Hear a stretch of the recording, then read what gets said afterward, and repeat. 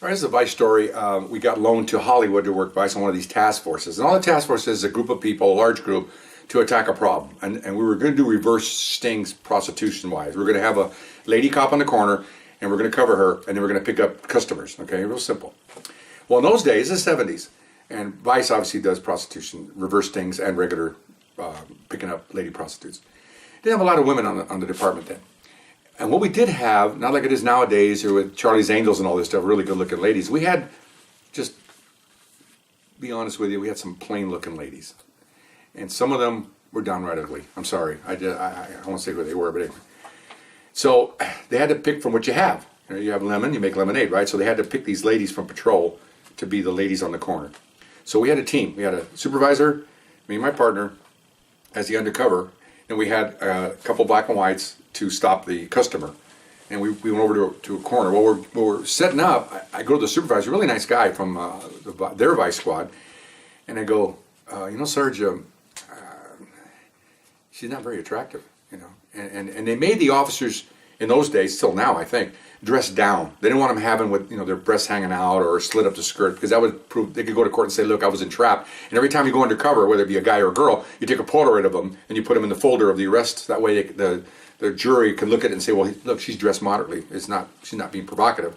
Even though, come on, I mean, really, he's out to get a prostitute, but you try to help the district attorney on these cases. Okay, so he goes, and so she was dressed kind of like, snuggled up a little bit, covered up, and not very good looking. I'm sorry.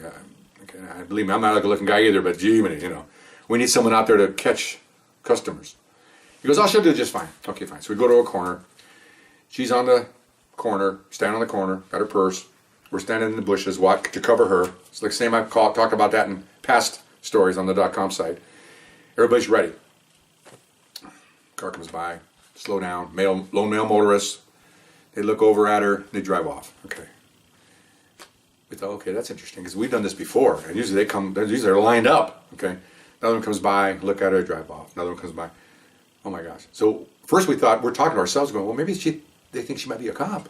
But they've never done that before. We've been here before. One time it was 4 hours, we got like 30 guys, okay? So, the same corner. It was weird. Okay, fine. So we're there about an hour, nothing. Not a single stop, okay? That was weird. Or somebody would stop, they're talking to her, and then they'd take off. Okay, so then supervisor comes over to us, he's got a funny look on his face, he goes, I think we'll just break for chow. Okay. So we call her out of the field, let's go eat. Okay, so we go to like a Denny's or IHOP or something to have a chow. It's like 10 o'clock at night. We were sitting there, right? So she knows what's going on around her because she's seen other units bringing in multiple arrests. So she's not dumb. So she looks at the supervisor right in front of the rest of us. She says, am I doing something wrong? Or what's going on here? And he looks at me and I look at him and he goes, no.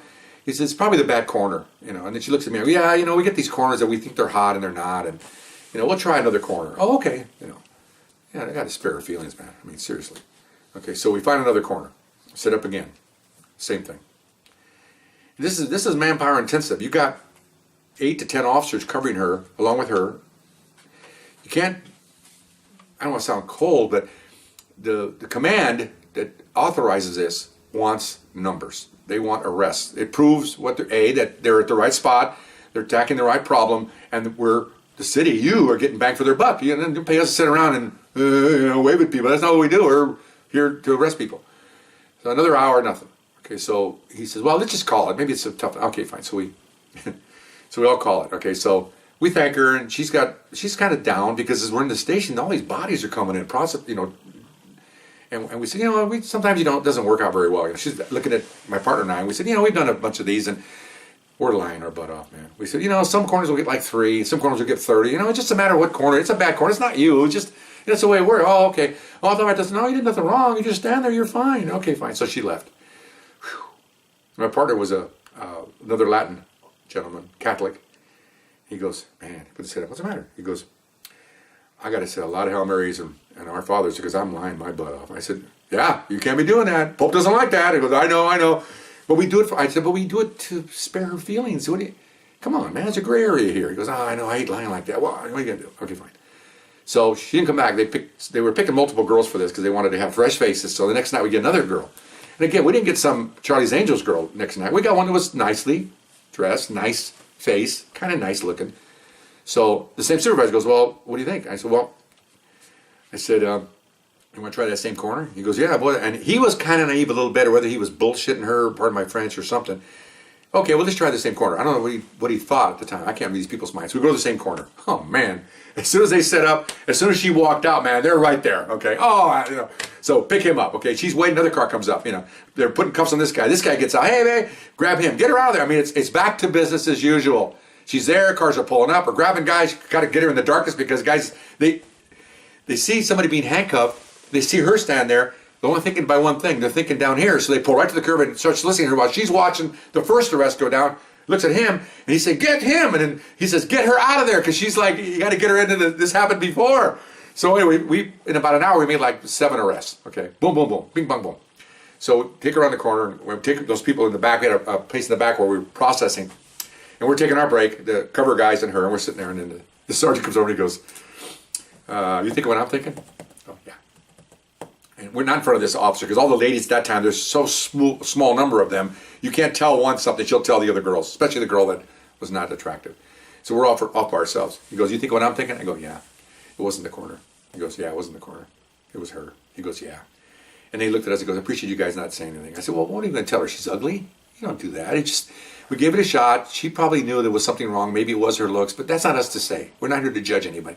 But that was pretty good, guys. I said, yeah, well, feel sorry for her, but what are you going to do? I said, Sarge, kind of is on your shoulders. What? I said, well, you guys need to pick officers that, when you come in for an interview, you have to look at it. You look at her as you're a potential customer. Is she going to be attractive or not to grab these things? He goes, yeah, you're right. It's a lot of manpower expended. And see, I became supervisor later, concerned about manpower, person power. You can't expend resources with no results. Would a private company expend resources without results? No. You got to have results, whether it's sales or widgets or whatever you're doing. So he goes, yeah, you're right. I said, well, yeah, we had a good time. Well, yeah, so put her back out, another 20 arrests with her. I mean, it was not the corner, okay? She wasn't attractive. And I felt kind of sorry for her. I saw her later on, she was in patrol in uniform. And, I mean, she's not, she was ugly. Sorry. I'm trying to say that it wasn't that bad, but yeah, she was. She wasn't very attractive, and it's the way it goes. Sometimes, some people, I've always said, I have male partners that came in, some people can't work vice. Whether they don't like the disposition, or one of them was a born-again Christian, didn't like chasing guys that were doing all kinds of immoral acts. Some people just can't do it. That's the way it is. She could not do it. She just couldn't do it. So anyway, interesting story. Hope you enjoyed it, and we'll see you next time. Bye-bye.